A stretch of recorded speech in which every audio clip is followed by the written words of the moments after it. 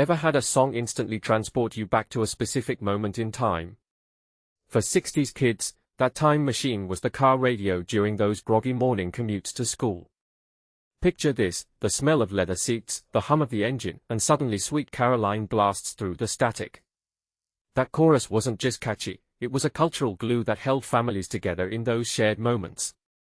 But here's the thing, these songs weren't just background noise. They were shaping a generation's soul. Let's unpack 4 tracks that defined those rides, and why they still echo today. Take Neil Diamond's Sweet Caroline. On the surface, it's a sunshiny pop song, right? But dig deeper. What makes this track fascinating is how it weaponized simplicity.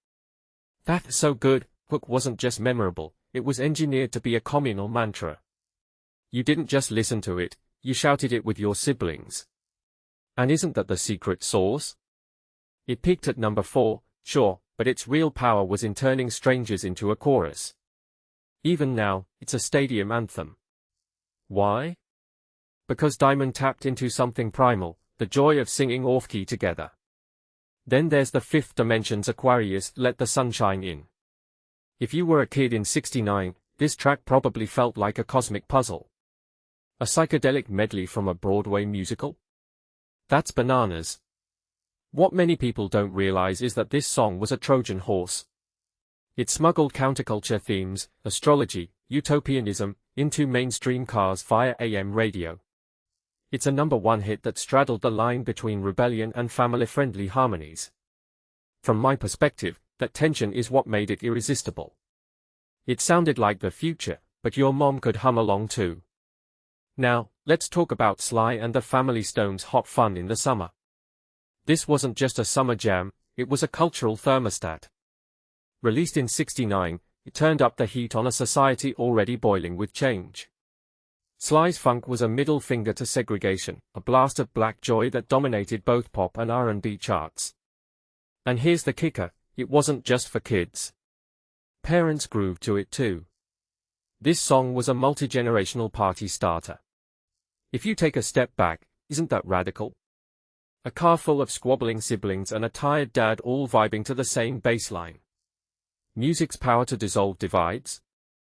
That's the real legacy here. And of course, Proud Mary by Creedence Clearwater revival. John Fogerty wrote it as a gritty labor tale, but America repurposed it into a fantasy of escape. Riverboats, clean water, it's the ultimate blue-collar daydream. But the twist? Ike and Tina Turner's cover made it rawer, fiercer.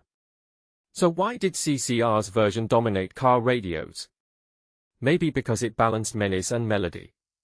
It was roots rock with a backbeat, perfect for dads who wanted a little rebellion without scaring the kids. A detail I find fascinating, how a song about a janitor's grind became a sing-along staple. That's the magic of '60s radio, songs could mean 1,000 things at once. Looking at these tracks, a pattern emerges. These weren't just hits, they were bridges. Between generations, races, and moods.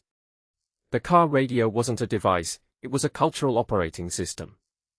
And for kids in 1969, hearing these songs every morning wasn't passive listening. It was a masterclass in how music could hold contradictions, joy and protest, simplicity and depth, nostalgia and revolution.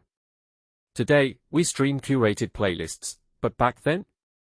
You got Neil Diamond followed by Sly Stone, and you learned to love the whiplash.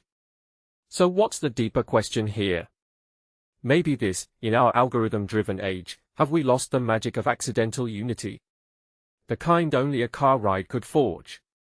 What songs take you back, and what did they teach you before you even knew how to ask questions?